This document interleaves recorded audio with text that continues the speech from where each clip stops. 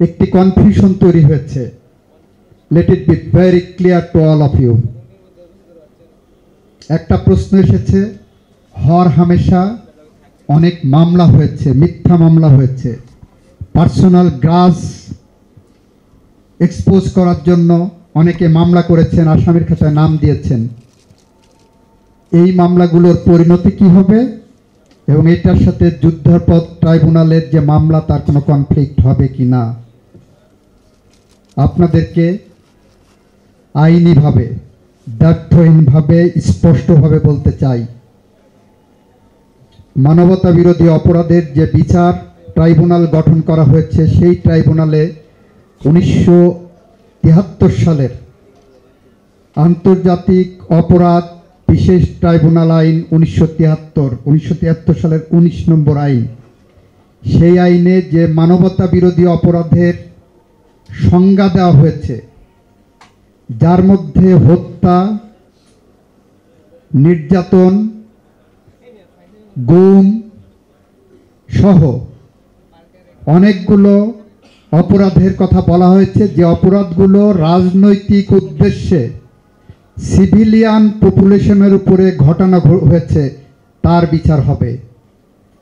সেটি স্পেসিফিক একটা দুইটা ইনসিডেন্ট প্রয়োজন নাই, ইন জেনারেল ওইটার বিচার হবে। এর সাথে ওই আইনেই বলা আছে ডোমেস্টিক অন্যান্য লয়ে যাই থাকুক না কেন ওইটার বিচার ওখানে হবে। অর্ডিনারি খুনের বিচার, নির্যাতনের বিচার, নিপীড়নের বিচার, গুমের বিচার, এইগুলো অর্ডিনারি কোর্টে হতে আইনগত কোনো বাধা নেই এবং সেটাও চলবে।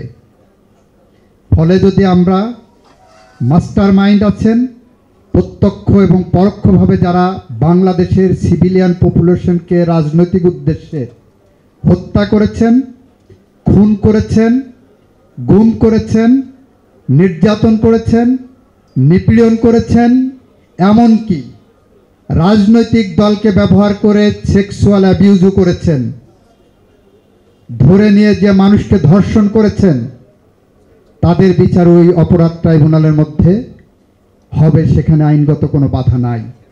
সুতরাং এই কনফিউশন আপনাদের ক্লিয়ার হওয়া দরকার। গোটা জাতির সামনে অনেকেই প্রশ্ন আমাদেরকে ইতিমধ্যেই করেছেন, আমাকে করেছেন।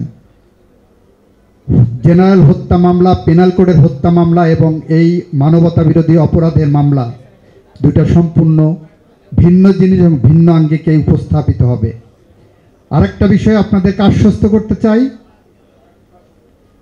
রুলস অফ এভিডেন্সে যে বিষয় আছে সেখানে বলা আছে, যেটা আমাদের অর্ডিনারি 1872 সালের সাক্ষ্য আইন আছে বাংলাদেশে প্রচলিত, যদিও ট্রাইব্যুনালের ক্ষেত্রে সেই সাক্ষ্য আইন প্রযোজ্য নয়, তারপরেও বলছি সেই সাক্ষ্য আইনেও বলা আছে একটি ঘটনা এবং একজন সাক্ষী যথেষ্ট যদি সেই সাক্ষীটা সলিড সাক্ষী হয়। আরেকটি আইনি তত্ত্ব আছে, man may tell lies, circumstances can never. বিগত 16 বছরে